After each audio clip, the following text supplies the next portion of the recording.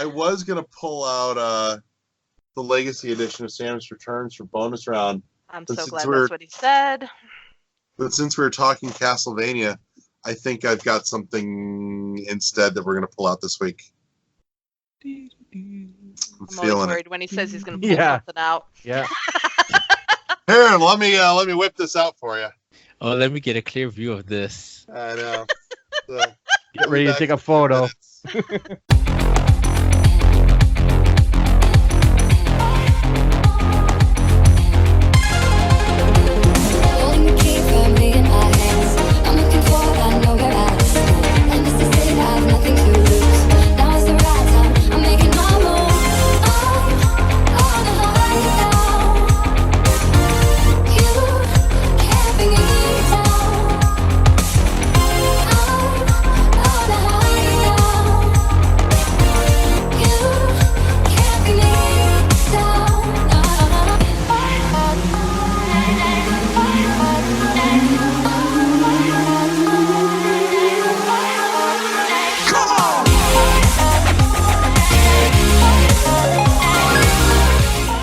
What's good, motherfuckers? It's another episode of World 1-1 Podcast. Before we dive in, all the fun places that you can find us and should find us right here at our home on Podbean at world11.podbean.com, all spelled out, all one word. iTunes, Google Play Music, Spotify.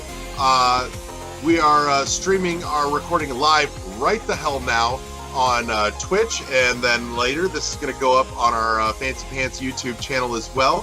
And then you can also like that handy dandy Facebook page and give the Twitter a follow. And Kathy, are you still working in the background on that weird like Instagram Gen Z baby engine power thing? Trying. Cool. There's just Sweet. not much to post. That's we're all getting right. there. We're getting there. We are. It's steaming up. It's steaming up now, and then later it's going to be hot. So in any case, choose your fighter. As always, I am your host, Larry the Bearded Wonder. Joining me tonight, we've got Josh the LeGroux on deck. Hello. Eddie Babyface Black Man V. Please do not pro Jared me, bro. Don't pro Jared me. And Kathy Streamy Pants. That just sounds bad. I know. It makes it sound like I wet my pants all the time. Well, we would say streaming pants and that one. Either way, it just doesn't sound right. I know, that's why I did it. That's why he does it. Yeah. I know, but it just... And then you sit there and give me validation on it, too. That's the bad part. I know. I just... Now he's never going to stop. Can I give Yeah, you it's not can happening. I give you a new one, Kathy? Yes, please. Kathy, streamless.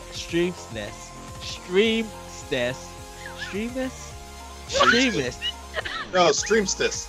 Streamless. That's it. Streamless. Yeah, it's seamstress, so it would be Streamstress. Or the Yes. mistress That's of the stream. that's fine. Streamstress. I think I like what John... Just because streams... I can't even say it. Right. That's like a tongue twister right When we there. get t-shirts made, yours is going to say Streamstress. Stream. Fuck. Okay. Hell. And so it begins! That's right. Thank God we're back after a week off because of drama schedules and exhaustion and other bullshit. Not gonna lie, I was sad to take a week off. I missed every fucking one of you. But we are absolutely back. So let's jump into it because now we've got 2 weeks worth of Oh my gosh! video games. Kathy, what have you been playing? Because I know some of what you've been playing. Yeah, not much. There hasn't been very much variety. We got back into The Witness yesterday, which thank God I was getting anxious because the only other game I've really been playing is Fortnite, and I was getting bored. They did start a new season. We ended season 8 with the end game, the Marvel Universe stuff, and then season 9 started last Thursday. And so it's just all I've been doing is playing Fortnite, but that's because I've been trying to get back into a stream schedule. Fortnite seems to be the game that a lot of the people who watch my channel, that's what they like to watch. So The chillins. most of the well, there's not all chillins. Some of them are, adults, adulting it, but not much else. I do plan on starting. I kind of got inspired by watching Game of Thrones. Don't worry, no spoilers. But I wanted to get back into Skyrim, so every Sunday I'm now going to start doing what I'm calling a Skyrim story. So I'm creating a character. I've got mods installed. I'm going to not start with the actual dragon attacking Helgen, but we're just going to start off and just kind of do like a little mini series every Sunday night. That way I'm playing something different, because I am getting tired of Fortnite. That's why we really got to finish up The Witness, Larry, because I want to play BioShock, I want to play Portal. There's so many games that are on the back burner that I've just been like dying to play. Well, And, now we've got a schedule locked down, which Yes. so let's detour for just a second here, because let's talk about that. So because Kathy's going to get to talking about The Witness in a minute here, I'm sure, but we've got a schedule locked down now for recording and streaming out our wonderful Let's Play series, The Dumb Leading the Blind, with our first game of choice is The Witness. So y'all can look forward to new episodes of that. We're looking at 2-hour streams every Monday night. We aim it for, what is it, 9:30 Eastern? 9:30 Eastern, 8:30 Central, yes. There you go. Boom. So, and you can, of course, find that on our Twitch channel. And then shortly thereafter, within a day or two, you should be seeing that go up on our YouTube channel. Once everything settles in, you should be seeing that go up on Wednesdays on YouTube. Give it a 2-day window. So, yeah, so that's really it. Oh, well, and I did play another game, but I'm going to wait until you tell what games you've been playing, Larry, because one of them is probably one you're going to mention. So, because we talked about it last night that you had gotten on the Switch. Oh, you did get it! Yeah, so we'll talk when you get it, we'll talk, because I've got some opinions about that. But otherwise, I did play some more Dead Cells. Just kind of running through it. Every so often, I think you even said it yourself, Larry, is that it's a good game just to pick up, play for a little while, and then get out. It's a good bite size. Yeah, because I definitely like the platforming Metroidvania type games, but I don't necessarily want to play them on stream for like 5-6 hours. Where Fortnite I kind of can, because I have people usually I'm playing with, I have more conversations, whereas with the Dead Cells it's kind of like, it gets old real fast. Plus when I start dying all the time, I get frustrated much easier. Actually, that reminds me, I think I've got a good palate cleanser for you for Dumb Leading the Blind, because it's one we can knock out in like 1 or 2 sessions. It's super short, and I think it's going to give you that little fix that you like there too. Good. So. But yeah, Witness. I turned on the 7 lasers, opened up the mountain, then decided, fuck that, I'm going somewhere else, because I was like, I'm not, no. Saw the inside of the mountain. I saw the inside of the mountain, I'm like, fuck this, we're going back outside. It actually just looked depressing. So, moseyed around a little bit, did some stuff on Larry's suggestion, but then Larry was kind enough, off screen, to show me how the game could have been, ended in 3 minutes. And I am still I'm a little peeved about that. But then again, it just shows why I'm the dumb one. No, you're the No, blind. well, I'm the blind, but I'm the dumb blind person who cannot figure out what the but in all fairness, that was not, they set it up perfectly that you wouldn't realize it until you probably played it a second time through. So. Well, just until you were a little further. Right. So. For the but- story.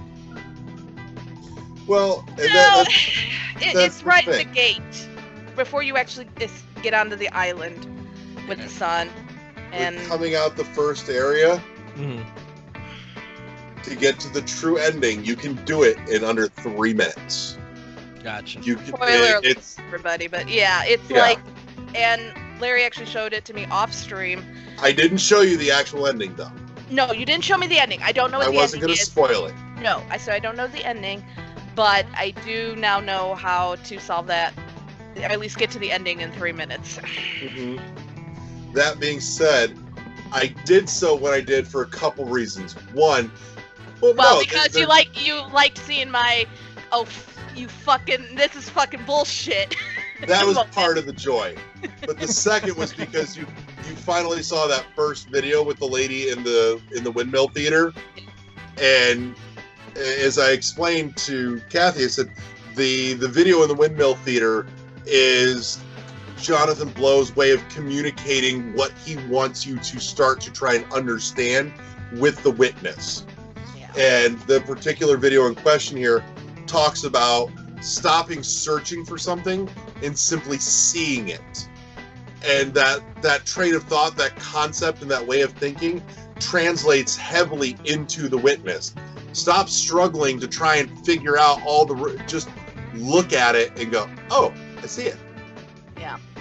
And so when you can start to do that, things become much easier. It's kind of like, like what we talked about in the group chat with your virtual boy, where you kind of have to stop focusing in and just let it relax to where you can suddenly see it. Right. Yeah. My problem One is if I second it's relax. not, then you do. Yeah, but the problem is if I relax too much, my eyes go blurry and I can't see anything because I have really bad double vision. So I don't think that would help my puzzle skills. Well, it's not so much You got Larry. visually relaxing your eyes as it is doing the same thing with your mind. Yeah, and then my mind wanders into other areas, and I would just sit there and stare off into space, and you'd be like, Kathy? Kathy? It's a rep after that. But and again, I'll say it even though it's a couple years old at this point. Spoiler warning. But what I showed her was that gate puzzle, because the way the game constructs, the player makes an assumption 99% of the time. That assumption, however, is incorrect. Yeah. Because the assumption is that puzzles are relegated strictly to panels. Right. The game, however, tells you from the get-go, says this is what a puzzle looks like. Yeah. This is not. Right. It tells you puzzle begins with circle, ends with the half circle, and it's one line of solid color. At that point, it's entirely on the player to almost inevitably make the incorrect assumption that it has to be on a panel. And then again, I had the safety of showing Kathy this because the witness does not have multiple save files. Right. So if she really wanted to just cheat it, she would have to wipe all of her progress. And it's at a point now that once you go past that point, in order to reactivate the gate to do that puzzle to get to the true ending, you have to get through the rest of the game. So, yeah. So I knew she was locked in, and she was deep enough 7 lasers in that she wasn't going to sacrifice her save. But you don't know me that well. I might just do it. We might get into Monday and be like, oh, new game! Right. You're gonna miss out on you don't know so me. much, though. There really is like more. Story's not the right word. There's more to the there's more narrative content. Yeah. It just depends on how badly I want to get onto a different game. We'll see how I feel on Monday. But there may come a point where I'm just like, fuck this! I'll tell you this. When we get to it, I will tell you the point at which it's worth sacrificing your save to see the ending. Okay. Because I can tell you, I know exactly where you're going to hit a brick wall. And it's going to be the Hall of the Mountain King. Great. And I'm also very stubborn. So now that he said that, I'm going to want to push through. And that's what... I'm going to put it to you this way. I have literally watched Jonathan Blow fail the Hall of the Mountain King. Okay. I've seen plenty of other people do it. I'm just saying. The issue is that Hall of the Mountain King, the answers are randomly generated every time. and you're on a timer. Oh, more fun. Mm-hmm. That's where it kind of comes back to what the lady in the Windmill Theater was talking about. You have to learn to simply just be able to see it. I'm gonna have to practice more. So, but in any case, like I said, there will come a point where I would recommend at least attempting the Hall of the Mountain King a couple times just to try it. Do the false ending, and then go back and do and sack the save and do the true ending. Okay. Well, we'll see. That's just for the sake of avoiding pure raw frustration and irritation. I get irritated. Not that at all. Jeez. I can foresee it. You know me too well.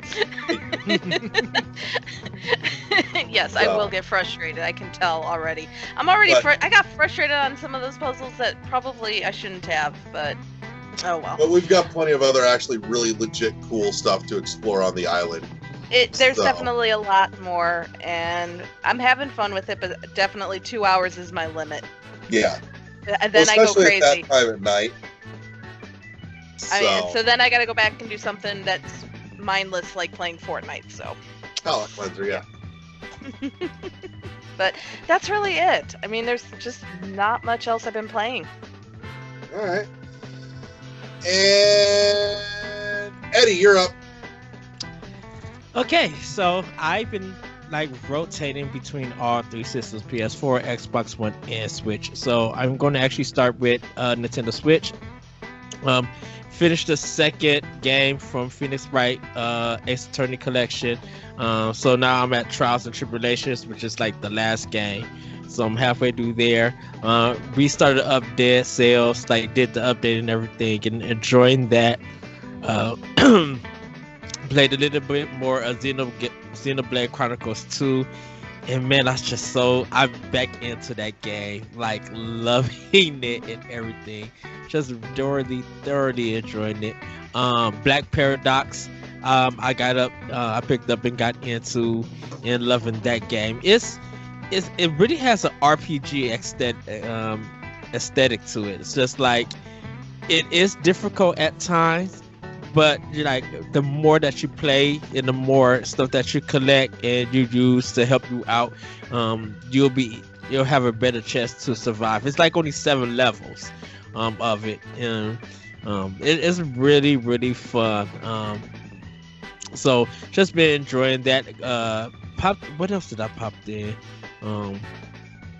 Hop, I did. I played a little bit more of that. I believe I'm halfway through that game, so I just need to finish it out with that RPG, and then I'll be done with that. And then be jumping back into Final Fantasy 9 on Switch, because I still have not beat that game yet, and I own it on PlayStation 4, PlayStation 3.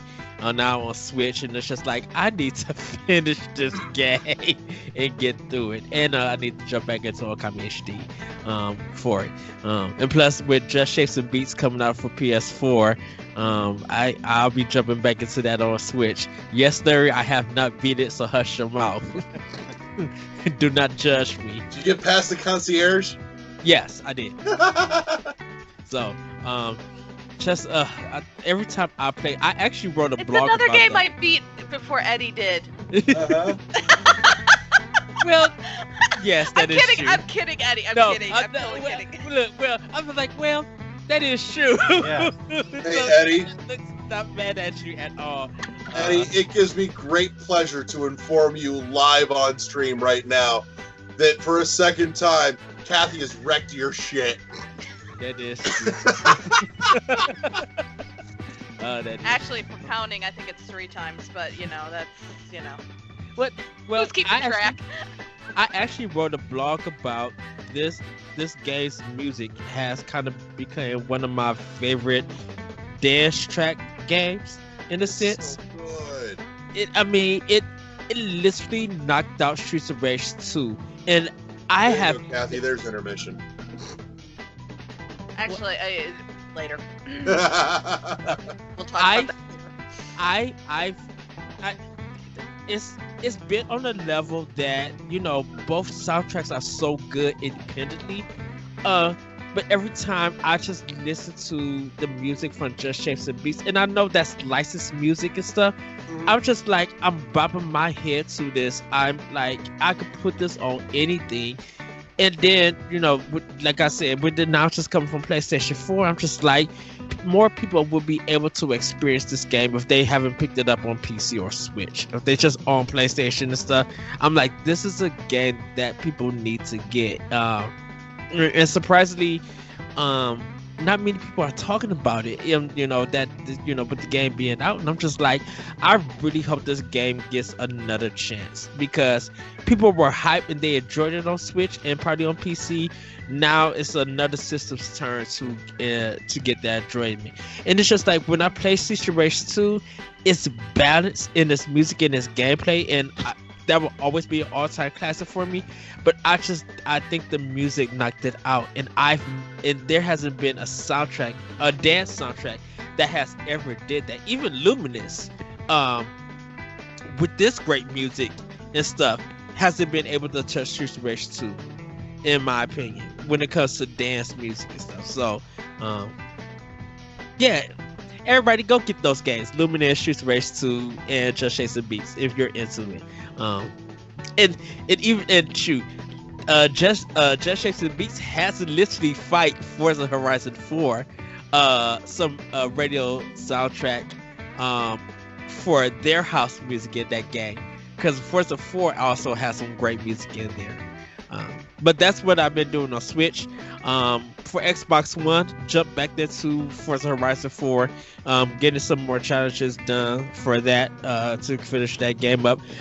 Had a Castlevania kick and went back to Castlevania Symphony of the Night. I am in the Upside Down. I'm in the second castle, so I'm going to do that. Just loving that game. Just like, man, getting ready for that Castlevania collection that's hitting this Thursday. But by the time you guys see this or hear this episode, the game will be out. But I'm ready for that game. Cannot wait to play it all the way through. Because Bloodlines for Sega Genesis, I've never played, and Castlevania 3 on the NES, I never played. I actually used to have Bloodlines on Genesis.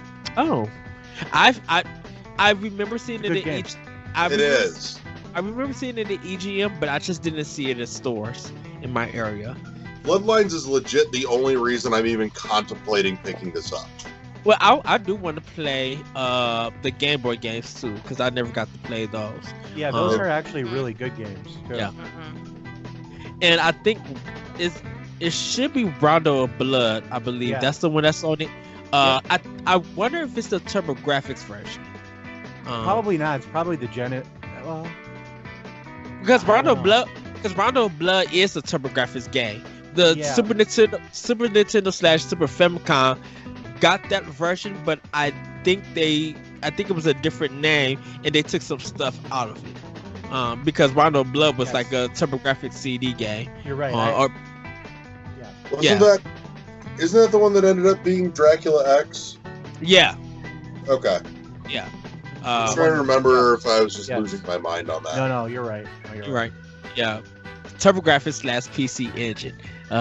Crazy name that they named that system. And then jump back into Monster World Hunter, and I am loving this game once again. I actually took down another monster, and I'm like, yes, I'm good. But I still need to get some materials to craft my long sword. I got like this big katana blade. So is that what you like using? Yeah, that's blades? I'm using the big blades. My character, he's like a samurai kind of thing. He has a light green long samurai hairstyle, but have like a yellow beard. He looks like a is it Neapolitan? When it's the strawberry, the chocolate, and the green pistachio kind of thing.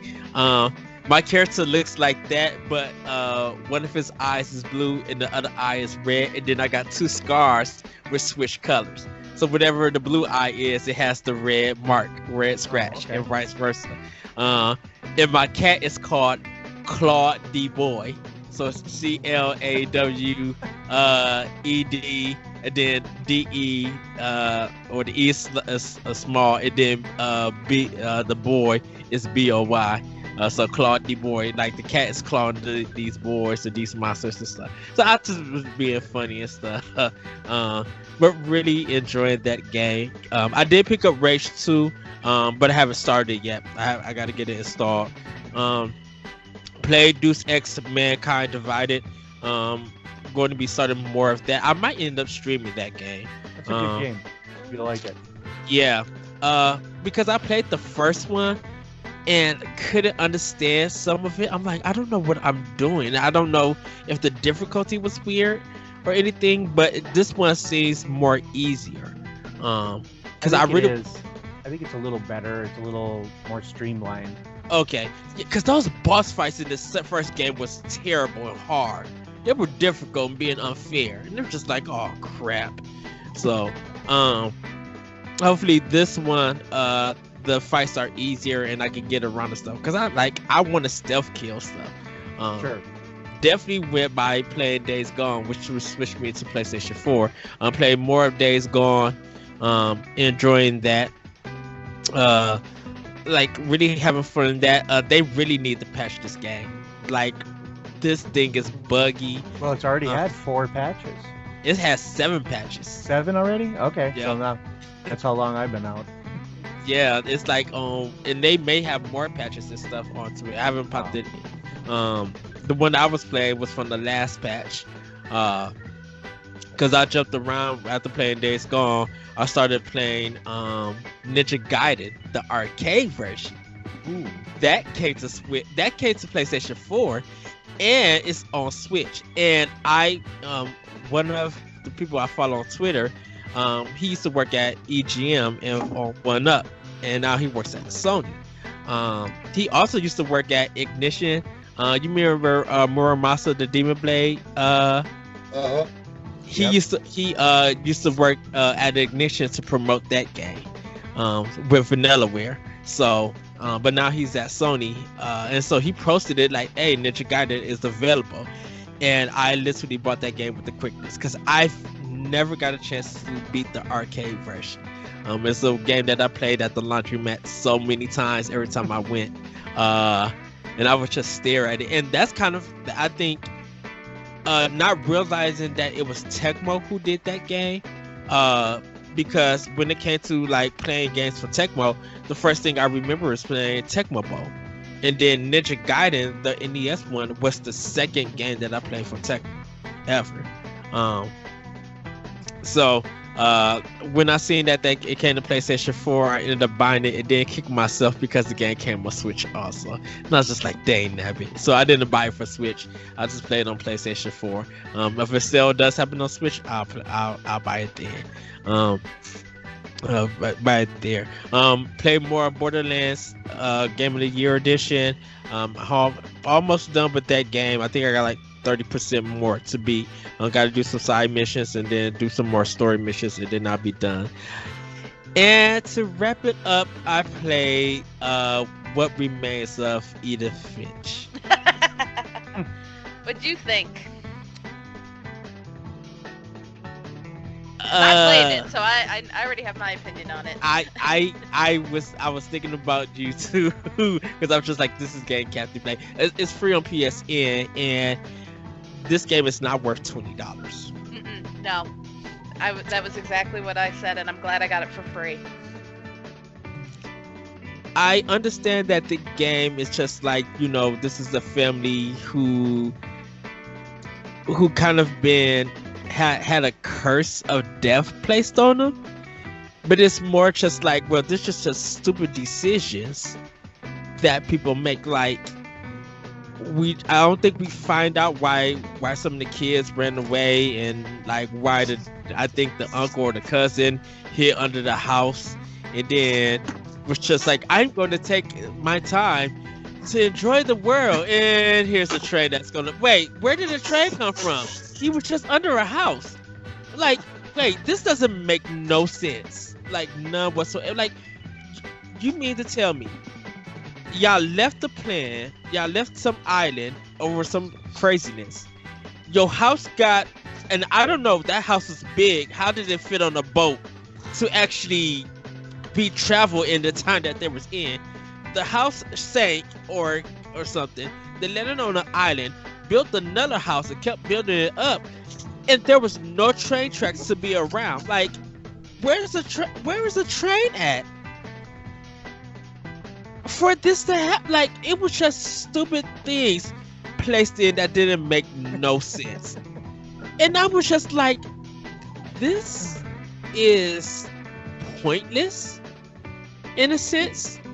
Like, I could understand it was kind of cool with some of the games, but I hated the camping one where you had to take the pictures because you had to take the right picture in order to progress.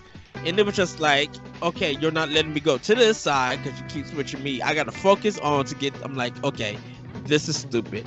I kind of wish to hear like Eddie. I think that was the grandma, the great grandma.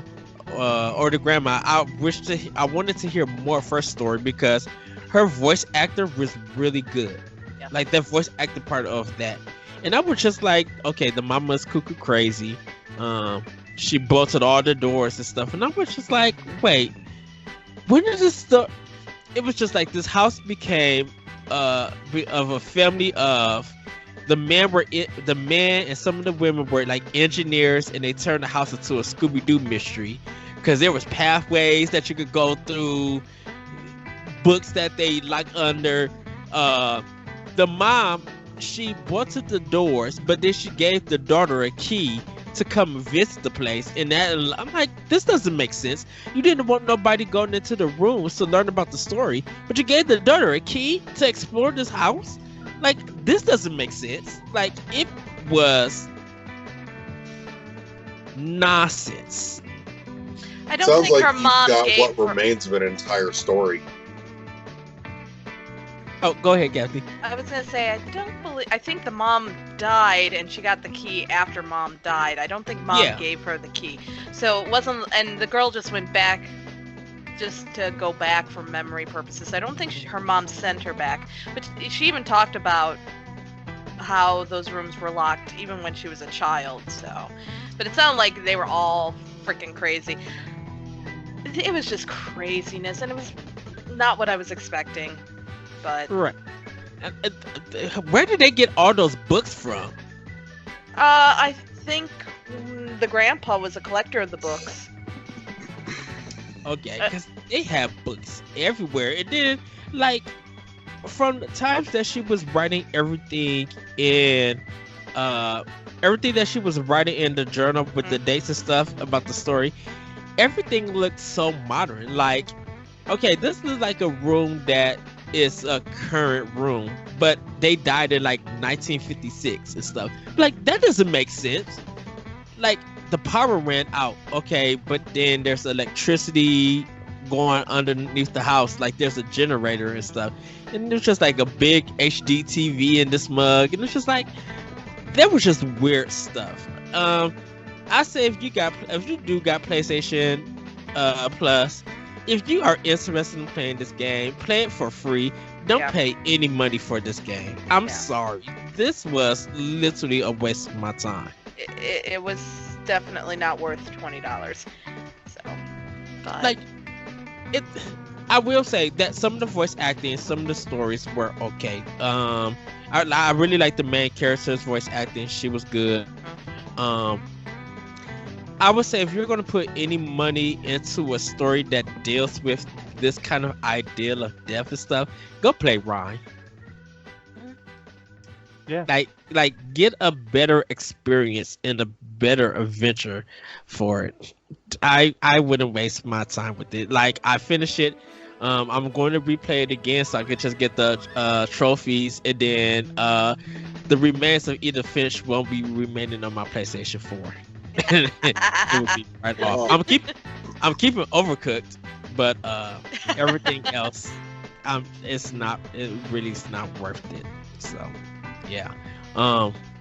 But yeah, that's what I've been playing on my system, and everything. And I'm going to be like this summer. I'm going to get ready to do a replay of all 3 Tomb Raider games, the modern ones. Because I just bought the DLC, the full season pass DLC on Xbox One for like $18.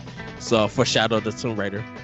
So I'm going to be playing all of that there. And it's going to be kind of weird because I have I think it's the 40th anniversary or 30th anniversary one that came out to PlayStation 4 for Rise of the Tomb Raider. So it has everything on there. So I'm gonna do that Rise full playthrough on PlayStation 4 because I'm gonna do the DLC there since I have everything. But that's pretty much what I have been playing. That puts you up, Josh. Yeah, I haven't been playing too much. I've been the last week was pretty epic for me for work. So I've been playing. I did a little bit of my Virtual Boy, like we talked about in our chat. I dug that thing out and put batteries in it, and it works perfectly good. So I was playing that. I was actually having fun with it, and just kind of remembering how I was playing. And for some reason, it's a lot more fun now than it was. I have no idea why, but I was goofing around with it for about 2 or 3 hours. Playing that, I was doing some other kind of retro gaming. I'm getting my retro PC up and working. Yeah, so that's gonna be up. That's gonna be up and ready to go real quick here.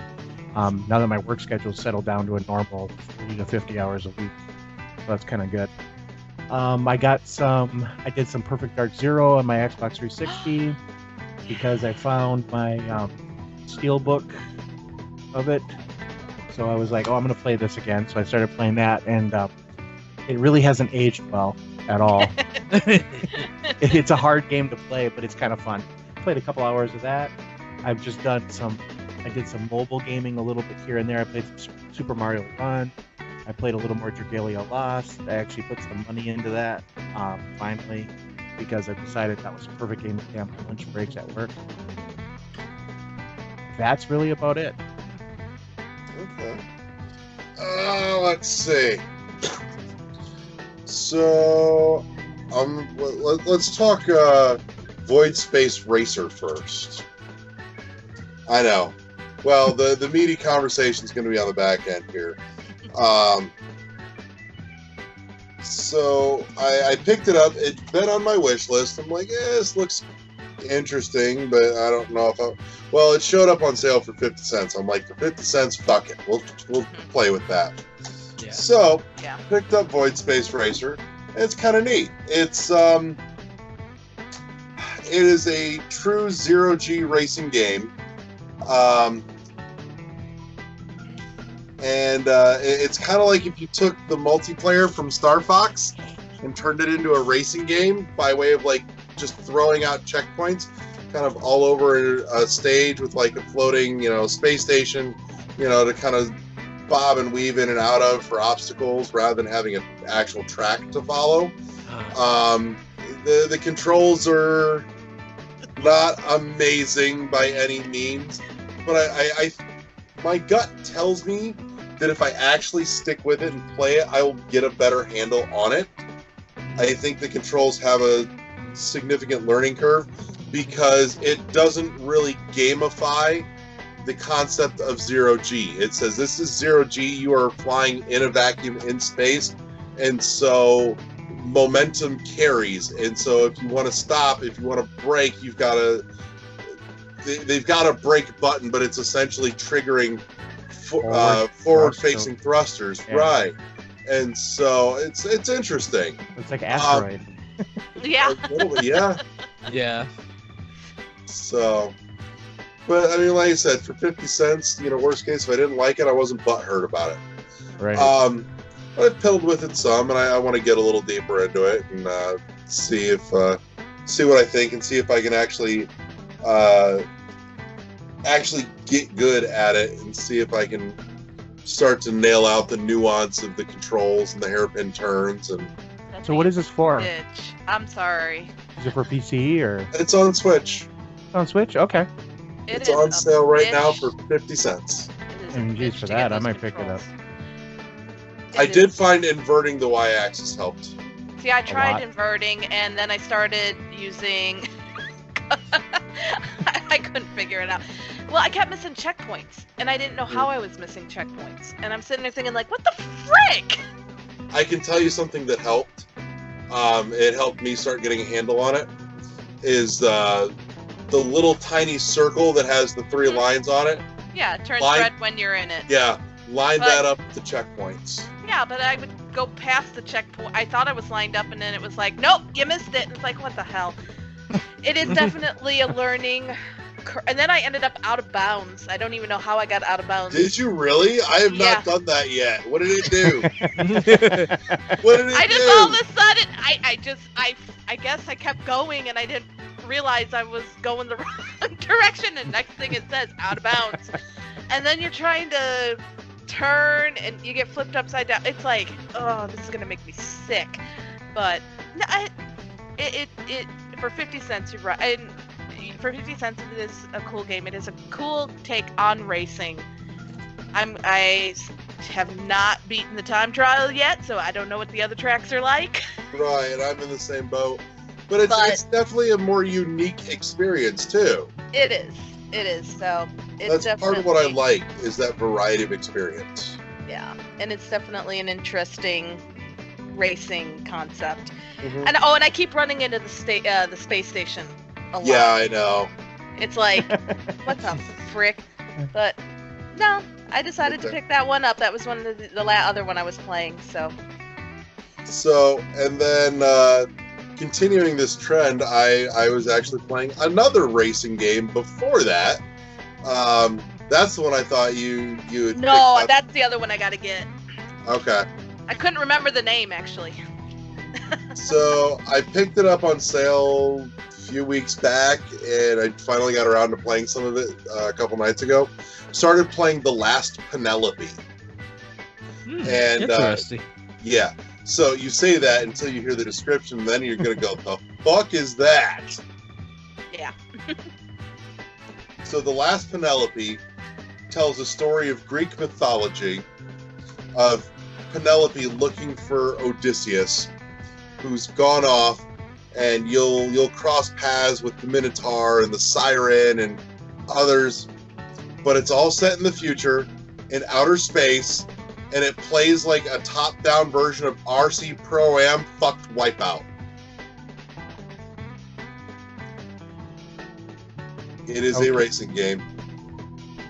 So take the top-down old-school racer style of RC Pro-Am, Mm-hmm. mesh that with the concept of Wipeout, where it's a machine racer with weapons. Mm-hmm. You've got The Last Penelope. Like as you'll go through, you'll eventually pick up depending on what order you're tackling things in, because it doesn't give you a set order to go through planets and trials and stuff. It takes you through the intro and then says, all right, what kind of challenge you up for? It'll throw you a couple that are medium difficulty, a couple that are hard difficulty, and a couple that are like, it literally calls them impossible. And So it's God of War meets Twisted Metal with the engine used to make ET for the Atari 2600. no, there's no Twisted Metal to it. It's definitely more Wipeout. Question: Yes. is it called The Last Penelope, or is it The Next Penelope? You're right, the next Penelope. I'm sorry. Okay, that's why I couldn't find it. I was That's looking my at fault. yeah. My bad. No. The next I Penelope. just wanted to make sure because I want to get it because it sounds awesome, but then Yeah. I couldn't find it. So Yeah, the Can I next get- Penelope. I apologize. Can No. I get Penelope from the Laugh Olympics, that racing cartoon that Hanna-Barbera did? oh, you're talking about the ones where Wacky they- Races. Yeah, what? Wacky Races. Can I get that instead? Oh, actually, But- I wonder. They should make that Speed Racer arcade game come to Switch. That's what I want to play. Well, I say they had that awesome Speed Racer game on the Wii that was actually probably the closest stand-in we were going to get to an F-Zero game forever, Yeah. because that was legit awesome. But in any case, there's the weapon selection. The couple that I've played with are actually kind of neat for next Penelope. One of them is you get by default a like a laser cannon that'll just shoot straight ahead, but it'll actually the shots will ricochet off of walls. And then from there, one of the next ones that you're likely to pick up is going to be the vampire mines. And so when you're racing around the track, if you drop the vampire mines, it costs you energy to use them. But if you can get somebody to hit them, it gives you more energy back than it took you to drop them. Okay. So here's the really neat one, though. At least of the ones that I've played with so far. The teleport.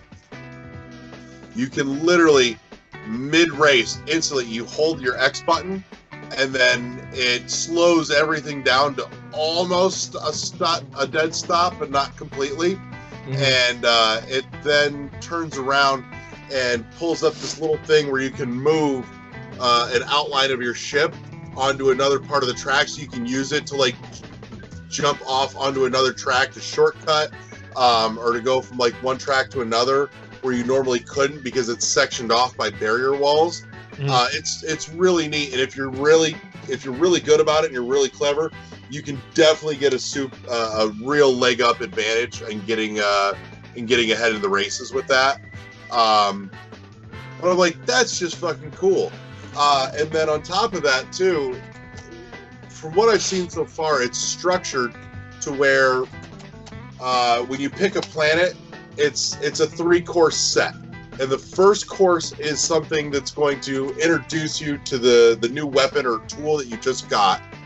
The second one is going to be a straight race, where you've got to get first place to move on. And you go through the race with, all of your new weapons available to you after you finish the first lap. And then the third challenge in that progression track is an actual boss fight. It's centered around using that new thing that you just got. So like the teleport you get from the Minotaur, and the boss fight for the Minotaur, fucking actually legit cool as shit, is it's 3 tracks all running perpendicular with each other, or parallel with each other rather, and there's energy barriers that are kind of coming down the track, and you've got to teleport hop across the track, again being mindful too, because your teleport is a huge energy drain on your shield, and you can teleport yourself to death. So really? Okay. Yeah, so you've got to watch and find the recharge points and get over there to keep yourself charged, so you can keep teleporting yourself out of harm's way of the laser barriers.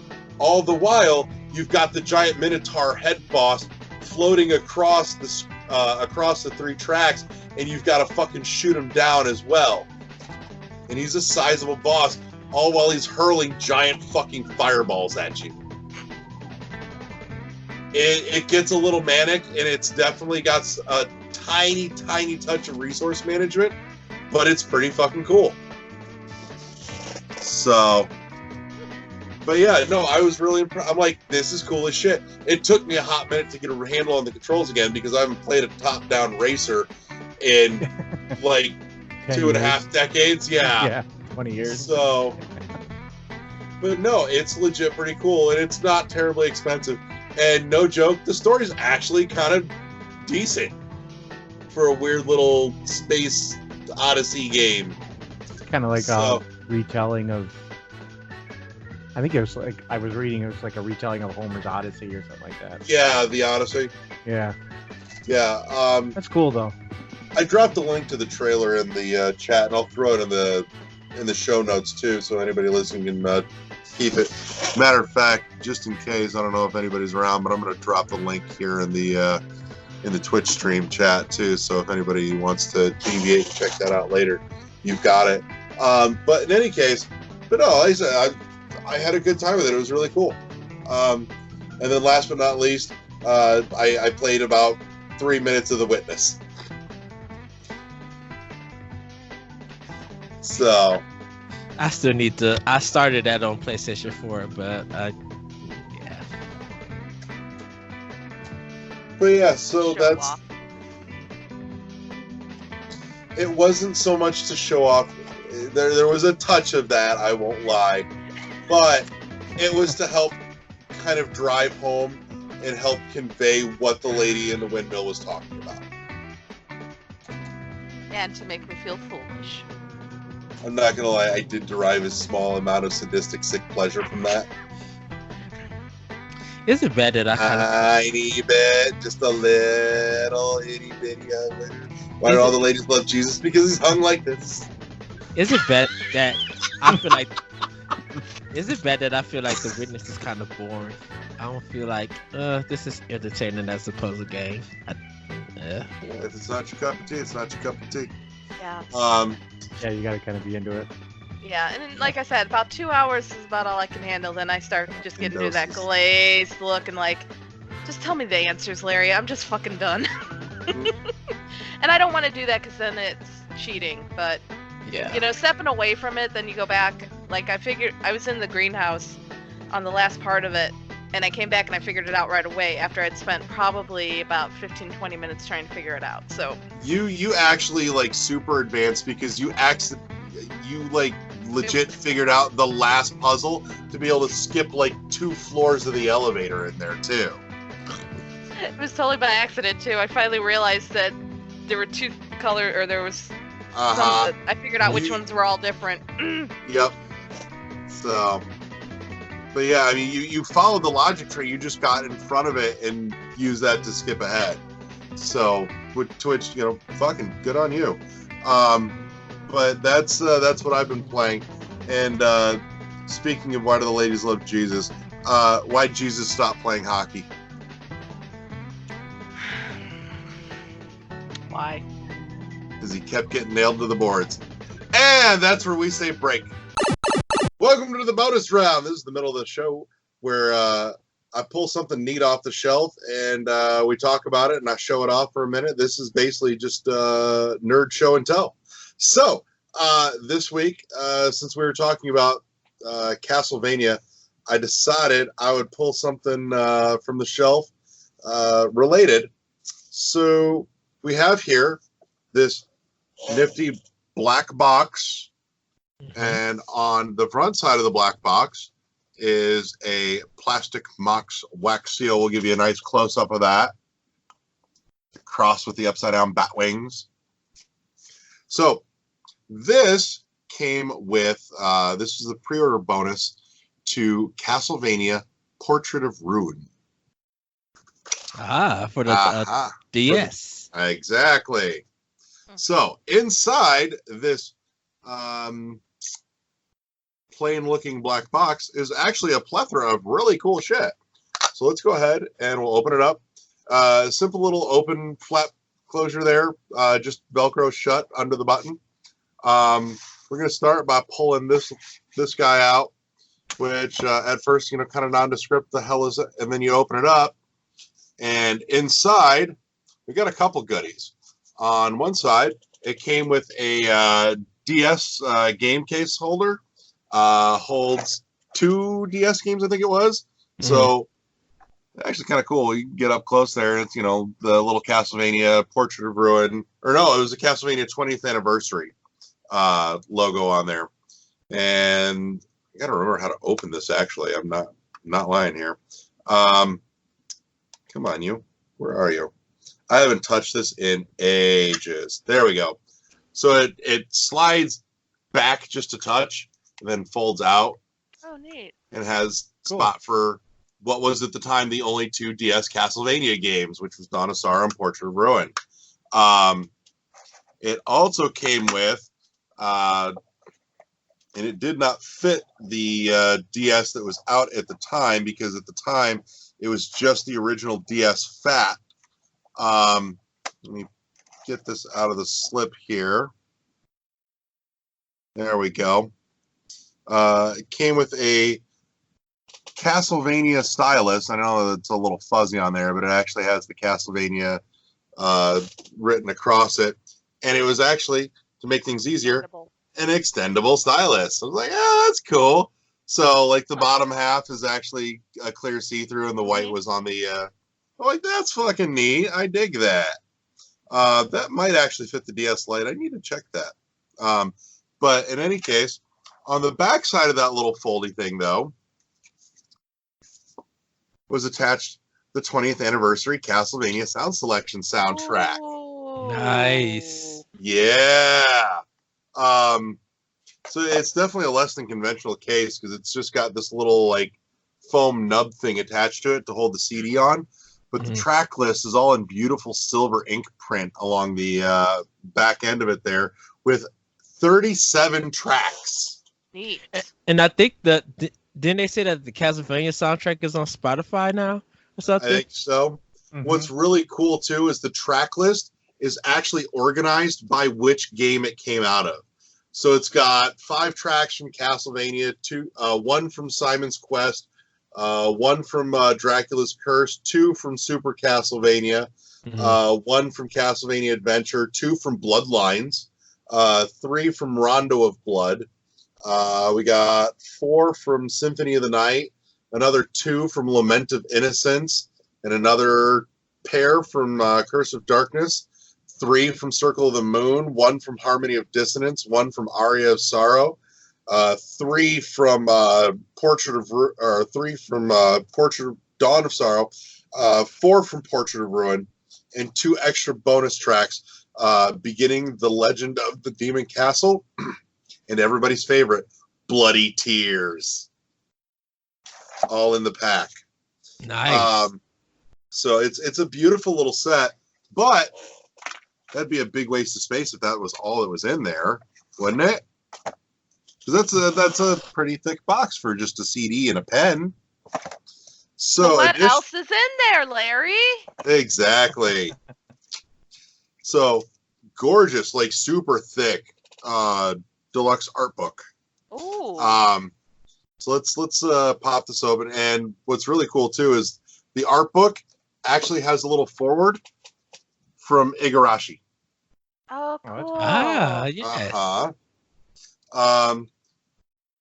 And then all the artwork is actually, even though it's not in-game art, actually has listings of what game the artwork was from. So like Lament of Innocence, and it all kind of takes it in order. Artwork from the 3 Game Boy games. So, yes. but no, it's a really neat. The Aria of Sorrow one's real pretty. You'll dig this. Oh. Yeah.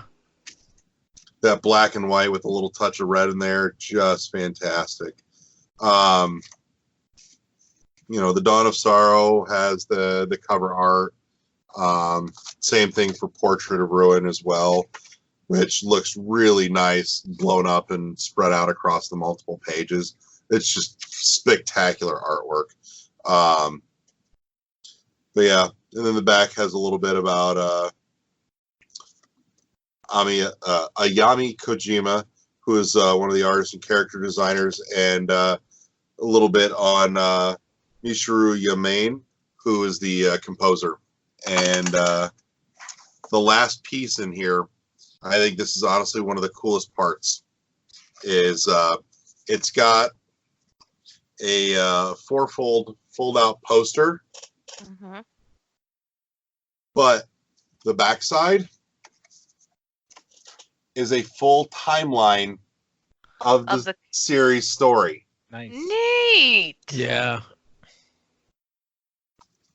Oh, So that's going cool. all the way from the year 1094 up to 2036. Cool. But that was the pre-order bonus that came with Portrait of Ruin when that came out.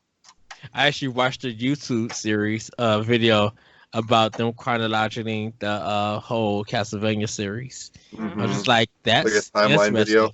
Yeah, I was like, that's interesting. Or some of the games that happened like way before Castlevania, the first one even started. I'm like, oh wow.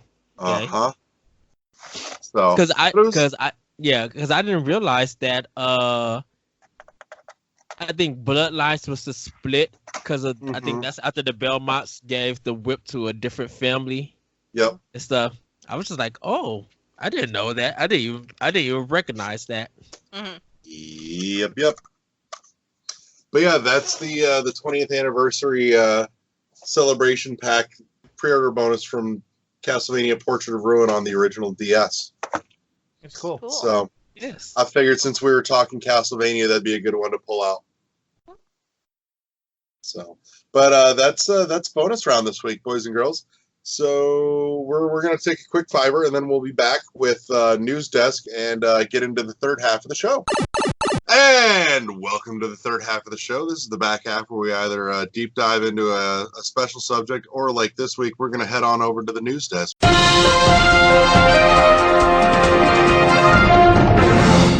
We've been gone for 2 weeks. There's definitely a little bit to catch up on. The most recent news, because it happened just a few hours ago today as of recording, was we got dropped a Nintendo Direct all about Super Mario Maker 2 for the Switch. They kind of stealth dropped a little bit more news sort of in there, deals, whatever you want to call it. But so let's dig in. Eddie, you're usually good on this. You want to throw us the breakdown? Okay, so they still announced the game will be out June 28th. Right now I have this news story because they dropped a lot of information on it. So this story is going to be coming from Game Informer. They did a breakdown of everything. Some of the important things about it is tools and things. Like the first game, you'll build your stage the ground up with level palettes, foes, and items from the various Mario games. You can modify foes to make them bigger and hide them in blocks. New tools include slopes, the angry sun enemy, snake blocks, on-off switches for blocks, seesaws that tilt under the player's weight, swinging claws Mario can use to swing through the air, water and lava levels, and custom scrolling for side-scrolling levels, dry bone shells, bullet bills, and new sound effects. New course themes include desert, snow, forest, sky, and day and night, the latter featuring new renditions of classic Mario themes. All things have modifiers that affect the stage at night, like the ground or on the snow theme, causing Mario to slip around, while the desert theme has a sandstorm that blocks Mario back. You can set clear conditions for each level, such as the player obtaining a certain object of amount of coins. While Super Mario Maker 2 includes classic game styles, it also has a new style based on Mario 3D World, so you can create 3D stages with unique objects, actions, and characters like Cat Mario. And with this, if you make a stage in the Super Mario 3D World, you cannot translate that to the other games. It's only going to be created set for the 3D worlds. Right. They're adding multiplayer and course world. You'll need a Nintendo Switch Online membership to upload, share, and play others' courses via Course World. You can browse them by theme, difficulty, recency, genre, and most popular. In Course World, you can do an endurance run of randomly selected stages, global rankings, and bragging rights in endless challenge mode. Network multiplayer options let you play stages competitively or cooperatively with other players. In both modes, your mission is to get through the course. The verse mode includes the ranking system.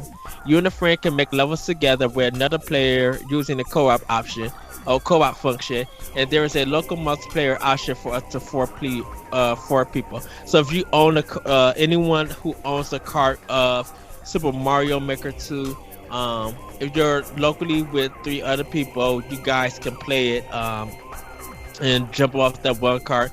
Or if you guys are at home or at someone's house, as long as one person is online, everybody will be still able to play on that cart.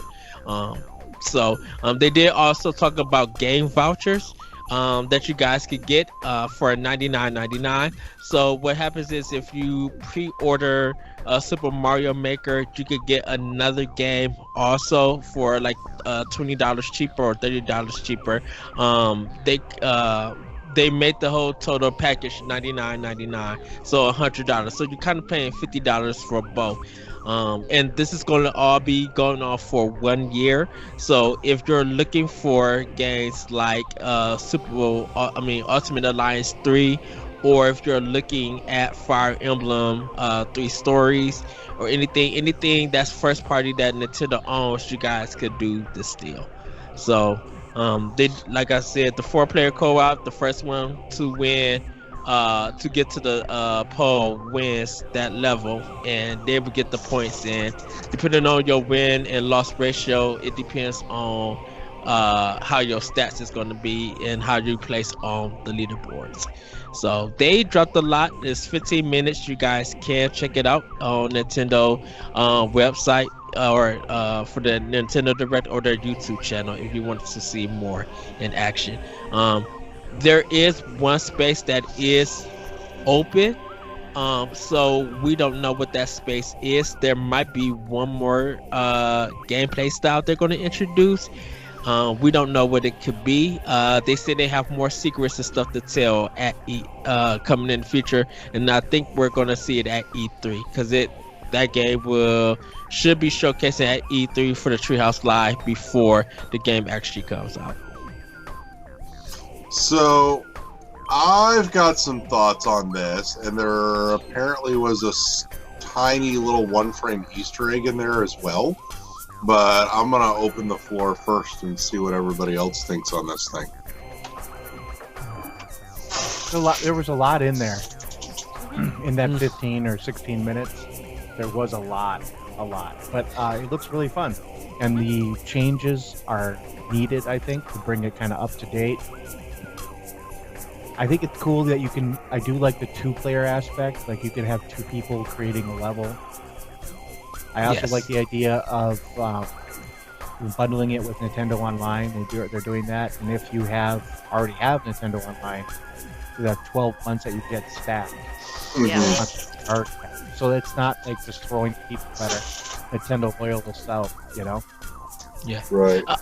To mention, it's great that you mentioned that the online thing, Josh. There is a package for $70 that you get Super Mario Maker online, Super Mario Maker 2, and you get Nintendo Online for 1 whole year for $70. I think it's the digital package. Yes. It is. So Yep. yeah, okay.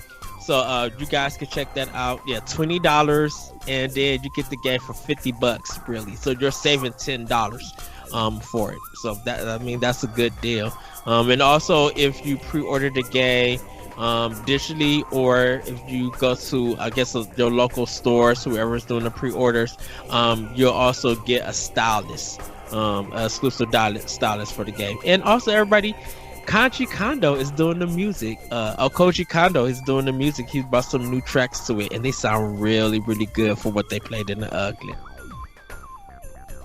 Yeah, I think that sounded good too. I like the music.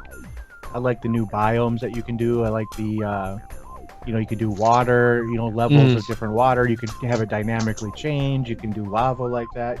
There's a lot of things in there that are just going to be really fun to play around with.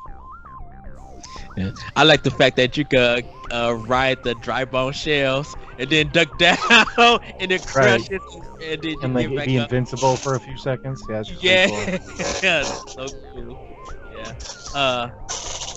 I had to learn how to make the because every time I look at the shoot 'em up levels, they remind me of Gradius. And I want to figure out how I can make those levels.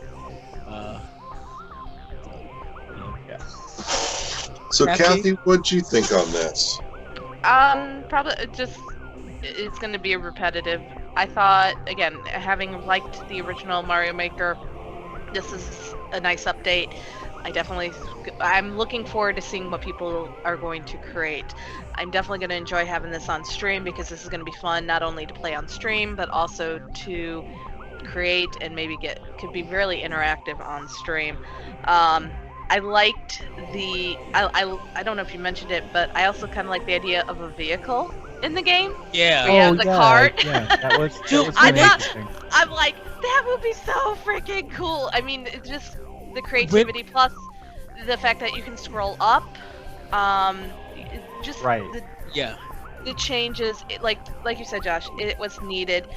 The old Super Mario Maker, great, but needed to be updated. This is a great update and a great addition. So When they dropped that card thing, I was like, you go, Kelly. I got super excited. I'm like, whoa. Well, I mean, and it just went from, and I think that was the whole thing. It was like, okay, and I kept getting like when the angry sun, I'm like, yay! Oh, finally, I can, beat the frickin' sun. It's nice to see them bring in more content in, and then the big bullet bills, and then just every little new thing, and now slopes. I think that's a great thing because now Yes. people can actually slide. The co-op, the competitiveness of it, I think, is just really going to add to the replayability of it. So, it's definitely going to be one that we're going to get, and we'll have fun with it. But I also can see it get. I think a lot of people are going to spend more time playing everybody else's levels. Because I know I'm not real creative. I'll make like a few things to test, but I'm really looking forward to seeing That's me too. the different levels. And I do like how they are dividing them up into categories. Because one of my favorites to play are the don't move ones, where you just automatically go through the level. Those I think are the best, and I have a hard time finding them. So this would be nice to be able to pick and choose. I also like that you can do the run. You can set the level difficulty for that run through to see how far you can get, so you don't have to do. You can make it really, really tough, or you can do it really easy, and it'll progress along with what you have it set for. So. Yeah, I can't wait to start creating levels and just like fooling around. I'm real curious now because someone mentioned about the Super Famicom thing that happened, and I'm like, hold on, wait, Super Famicom? What is this? Please, Nintendo, give me something Lost Level-ish. Like, I mean, even though that's You'll probably be able just- to make it look like that. Yeah, it'll be cool. I still wish they would bring the Super Mario 2 themes to it, because that would really, nothing like, that is one of my favorite Super Mario games. Yeah. I know it's kind of in between. Well, Eddie, when you make your levels, you'll have to let me know, because I would love to play them on stream. I will.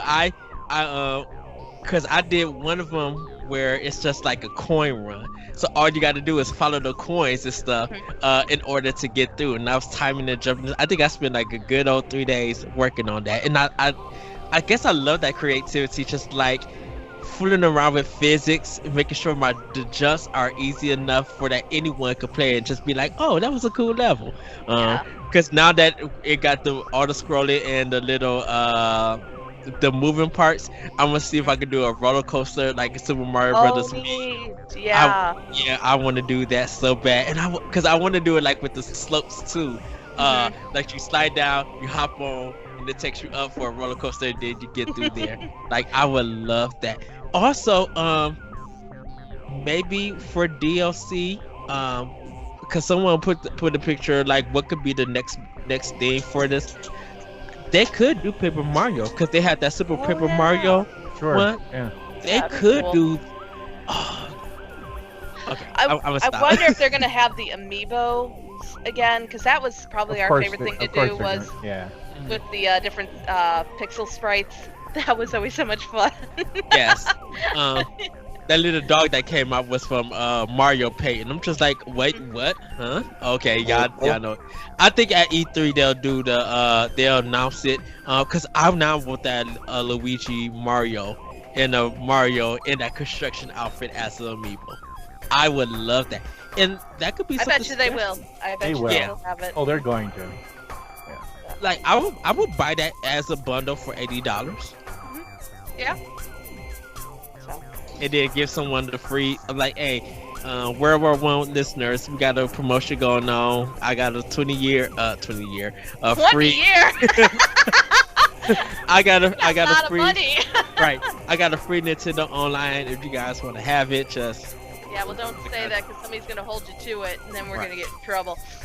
Larry, what did you think? So, I'm probably in the minority here, but honestly, I grumped. Aw. Why? First off, my immediate thought was, why does Mario Maker get a sequel? Stick with the Maker series and give me another Maker from another franchise. I think Mario Maker was because it sold, I think, 1 million copies. I know, but still, there's It's so probably much the easiest one to translate. Like, Yeah, I think the next easiest one would have been to roll out like Donkey Kong Maker or Kirby Maker. Kirby Maker. I would think be Mega cool. Man. Mega Man, I think, would have been a better one. Oh, for Capcom. Yeah, but that's not their franchise. I know, but I'm just saying, only because with Donkey Kong, yeah, you could, yeah. I think there was one for Vita. I think that Vita game, that Mega Man Vita game that came out, I think you was able to make your own levels in that one, the 2D one. I have to get back to you got there about that one. But I can see Mega Man getting one. That was my first thought. My second thought, after watching through all the new stuff, I just kept going in my head going, is there any reason that any in all of this content was not on the fucking first game? Because they probably didn't know how it was gonna do. It's iteration, you know. Yeah. It just annoys me. I'm like, this all should have and could have been on the first game without an issue, and then we wouldn't have to deal with a fucking sequel. You could have just ported it for cheap and been making me Donkey Kong Maker. But there's a lot of people who are not creative making levels in games, and for Nintendo to outright give you the tools on how to make a Mario game or even a platform in that sense, it's gonna be something that, hey, we want to start you guys off with easy and see how this does. Because don't forget, a lot of people couldn't understand everything from Little Big Planet. And Nintendo kind of took that idea and made it simple to be like, we're giving you guys the key to make your own Mario game and see what you guys can create. Since you guys love this franchise, so They need to make a hard mode. Donkey Kong is hard mode. Mario Maker's easy mode. You know, for all us noobs who like to play stuff on easy mode. Yeah, so I agree with you, Josh. This iteration and stuff, like, Yeah. just rolling it out and then to better it, and I like to have this game to be able now to make your levels on the go. So while you on lunch break now, you're still able to create and have those juices for you. I think they should That have is a cool thing, 'cause Fortnite you creator. take your whole console with you. Yeah, So, They should make a Fortnite creator. That's what And I'm also- pushing for. and also Damn it. and also any level that you download, you can play offline. So Yeah. that's really cool. Those are my Who's your favorite? significant thoughts, though. Some minutia thoughts, though. Why the dry bone shell? You literally just reinvented the Tanuki suit. No, you didn't. No, you're right. But that was my first thought when I saw Yeah. the dry Oh. bone shell go dead. It's just the reverse of the Buzzy Beetle helmet. It's just now you're sitting in it instead of wearing it on your head. Yeah. right. Oh, I wonder if you could wear both at the same time. Probably Just- not. I would not be ready for that kind of level design. That'd be interesting. I'd play that. But yeah, that's, I don't know. It's kind of I- like the boot, actually. I think that's part of it. It's like the boot. Yeah. It's just I have no compulsion to play it or buy anything. I think it's just opening your mind and your creativity with these tools. Seeing that the first one was successful, now they can put in more stuff to see, it's a new IP and you want to get feedback. You don't want to put everything up there and then you just be like, well, you guys put too much in, and then they start taking stuff out, and then people be missing it in the second game. So I think they just try to balance out the test of water to see how it would do, and it done very well. And now that it'll be out soon, people can really plan out their levels, and who knows, there's going to be some creative minds, some people putting the stuff out, and this, like I said, this opens up the door for people to put out what they feel like is a Mario game to them and just share it with the world. It could be hard, it could be easy, but they're putting it out there to be like, create something that you feel like represents Mario to you, and let the world experience it. Because trust me, if you had a Metroid game, Larry, I probably would be playing your game, and you'll probably spend maybe 2.5 months trying to design one. My Metroid game would be terrible. I mean, I love playing them, but I don't have the mind for That's the thing. for the I don't stage personally like building creating that in takes. Mario Maker that much. Yeah. I like playing what other people come up with. Well, you guys will enjoy my levels then, because I love. Speaking of it though, was Mario Maker the first one? Did that come out on when the Switch came out, or was that only a Wii? No, Was that Wii when- U. That was Okay. So Wii U. like See, there's like Yeah. so many more people on the Switch. and that's why I'm thinking maybe that's, at the time, the Switch was probably being in development. They probably didn't want to add too much because they knew they would be going to a new console because the Wii U Mhm. wasn't doing so well. So that may explain why they didn't put all that stuff on the original game either. Just because they wanted to test the market, but then they were doing the Switch, so instead of doing like a download, DLC for the original, they just decided to create the new game. And I know, all Yeah. shenanigans. and I know Nintendo said they had games in development for the future. So I think when Switch came out and they was talking about it, I think Mario Maker was already like in pre-production. They was getting all of that and stuff because everybody wanted that Mario, the first one, to be ported to Switch. But now Mhm. that we got Right. this new version, it's just like, well, forget that old port. Yeah, Give us pretty the much. new. Yeah. Yeah. So that's the Mario Maker Direct. Eddie, you want to since you guys were enjoying this, or Kathy, how about that? Kathy, About you what? want to give us the lead-in on Pro Jared? Nope, I don't even want to talk about that guy. I don't want to give him any more time than I've already given him. I'll help Well, with I Eddie, agree but with no. That's a fuck clusterfuck So, if I've ever seen one. So quick one, everybody. Pro Jared is a YouTuber. He posted, I think, was it Thursday night? It might have been sometime last week. He It posted was that. over the weekend, I think. Yeah.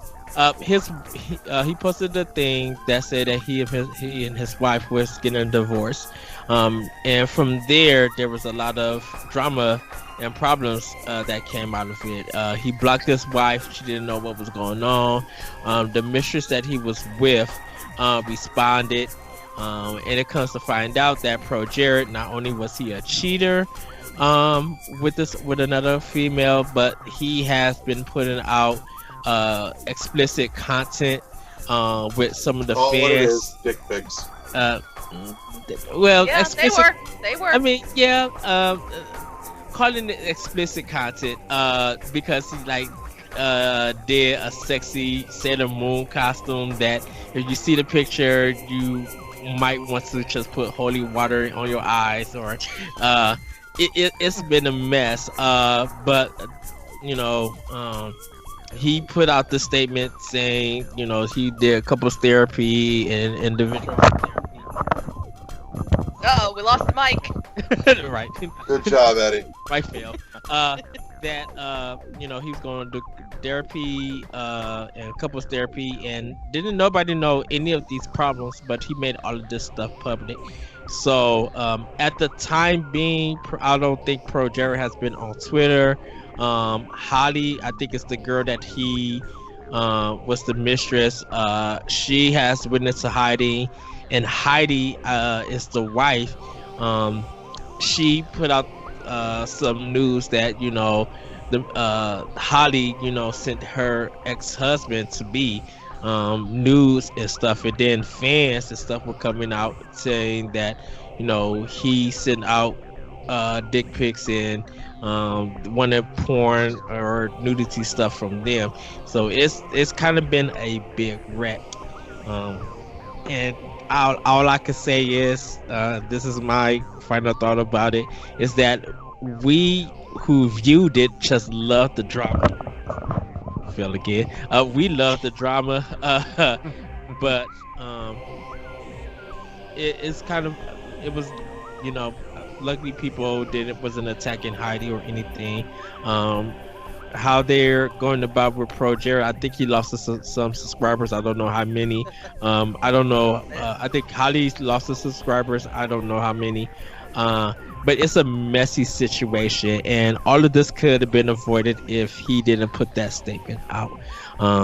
So that's why when I said don't Pro Jeremy, bro, you know, don't block me and put business out, because I'm not that kind of person. So. And plus, I was using his name as as a verb and stuff. And everybody was making fun of his picture because they was calling him, "Who's this ugly big nose? And how does he have a wife?" And the physical looks and stuff, the attacking, like, that's not necessary. Josh, any thoughts? No. No, I'm just staying away from it. I mean, I try to focus on the positive stuff. Yeah, stupid. Which is funny that you mentioned something positive, because the state of play was also shown last week. PlayStation did a 10-minute viewing of their state of play series. This is episode 2. So they started out with Monster Hunter World. They showed off their new DLC, which is called Iceborne. They showed off some new animals that you will be fighting, some new monsters. One of the big ones they showed was Velk Hana, and it will be out September 9th. I don't know if it's coming to when it's coming to Xbox, but it will be on PlayStation 4. Next, they moved on to Riverbound, 4-player co-op dungeon crawler. This one looks kind of like 3D Dot Hero in a sense, and isometric. It's also going to have 8 skin crossovers. These characters are from different games. So you got Robot 05 from Planet of the Eyes, Demoza from Knights and Bikes, Lover Move from Lovers in a Dangerous Space Time, Juan Akugate from Guacamelee. You got the Kid from Bastion. You got Waz Aquato from Psychonauts. Shovel Knight is going to be in there. You got Bullet Kin from Enter the Gungeon. And this game is being developed by Coco Cucumber, and it will be out this summer. I think they're developing and publishing it. Have you guys checked out? Did you guys watch the state of play or anything? No, I haven't had a chance. I looked at a little recap of it. I saw, that they announced that Predator game. Yeah. And they showed a little more on Final Fantasy VII Remake. Yes. I think as that starts approaching, like, we're gonna have to have a conversation, because there's like a whole generation of people that have no idea what happens in that game. Yeah. So how much do they show? Do they want to, look for spoilers and things like that? Because I know some people probably don't really want to know. Yes. It's good that you mentioned the Predator game. Predator Hunting Grounds. This is coming from Elphonic in 26th Century. This is an online asymmetric multiplayer shooter. It'll be out in 2020. This is the game that they mentioned that will be the new game that they was going to release.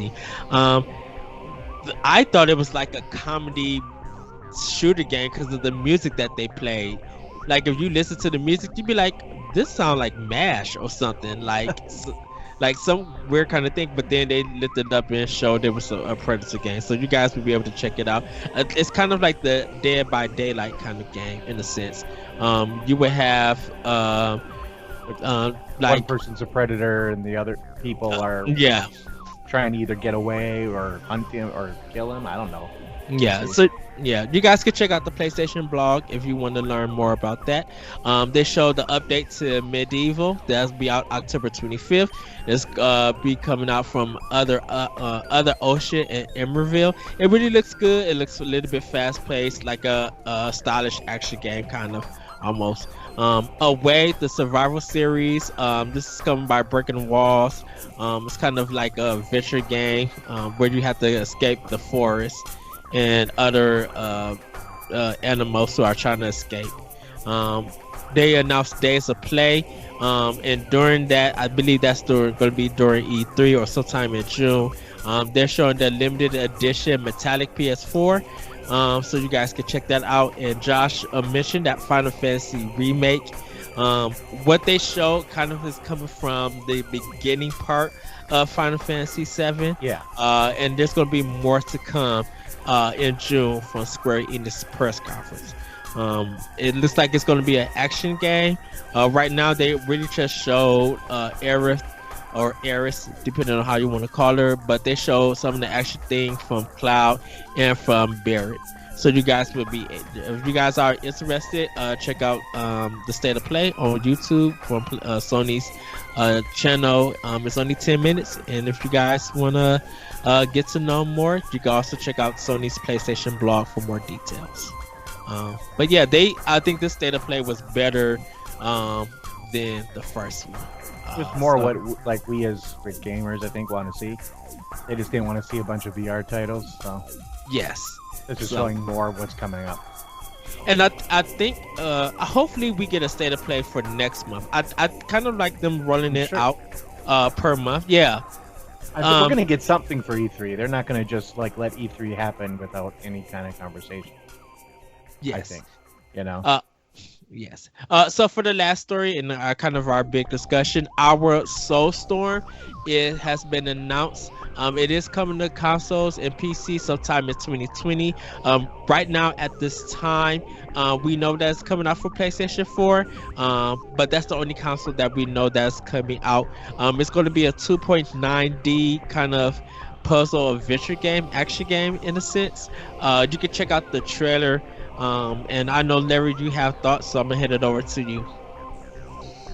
No, I'm just...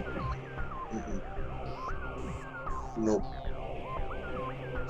I'm gonna pass the buck. Josh or Kathleen, any thoughts about this game or anything? I've never played any of the games, so this was just... I did watch a trailer.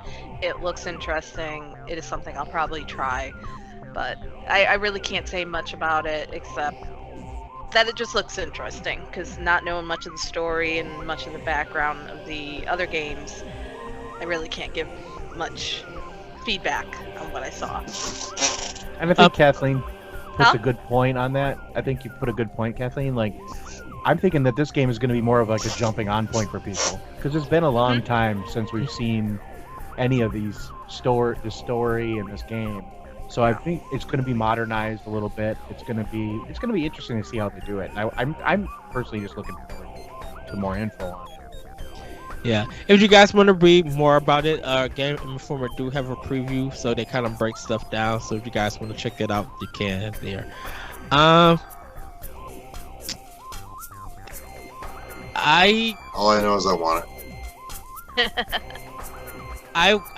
I'm gonna wait for Larry to play it, get it, and I'm going to get his thoughts about it. Because I don't understand how they're calling this the true sequel when the original plan for this game hasn't even been fulfilled. And we know that plans sometimes changes for different games. But Lauren Lanning has had various opinions about certain console makers and various opinions about his games, and I just can't, not saying I can't gel with them or agree with them or anything, but I completely feel like this series should have been done a long time ago if we knew that he had a strong fan base. And so I'll wait for Larry's playthrough of this, his stream, what he thinks about it. But for me personally, I'm going to pass on this game. Yeah, it can't come soon enough. Plain and simple.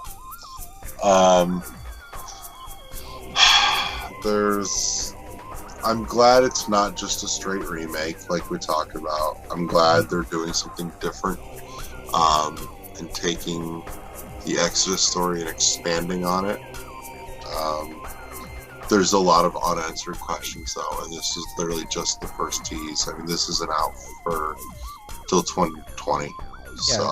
Yeah, we're gonna see it probably with next gen consoles. Mm-hmm. It'll hopefully be playable, I think, on this gen too. But Yeah. It's gonna be interesting. I think the only question, and Captain, if you have anything left, this would be my final point. I want to know if he's gonna bring it to Nintendo the way that he has his opinions about Nintendo, because I think if he doesn't bring in the Switch, I don't think it's gonna sell well. But that's just my opinion. Anything that you have last to say, Captain, before I hand it over to you, Larry? All right, Larry, it's all in your hands. That's the new desk. All right, so let's wrap this bitch up. As always, thank you to my partners in crime, Eddie, Josh, Kathy. Thank you to everybody that tuned in this week. If you suffered all the way to this point, make sure you subscribe to us on your podcast catcher of choice, be it at our home at Podbean at world11.podbean.com, all spelled out, all one word. iTunes, Google Play Music, Spotify. Should definitely hit subscribe and then ring the notification bell on the YouTube channel, as well as following us on Twitch so that you can get all those handy dandy notifications when we go live and we're doing stuff. Make sure you hit the like on the Facebook page and follow us on Twitter, because we do put out notifications when we're going live and new stuff's going up on those channels as well. Other than that, I think that wraps it up. Everybody want to say goodnight? Good night. Good night. And everybody go check out the Pokemon Detective Pikachu movie. I heard it's really good. That was actually a shit ton of fun. It was way better than it had any fucking right to be. Cool. It was legit good. So, but yeah, that being said, good night, everybody. Peace! Bye, everybody, and we'll see you next time on World 11 Podcast.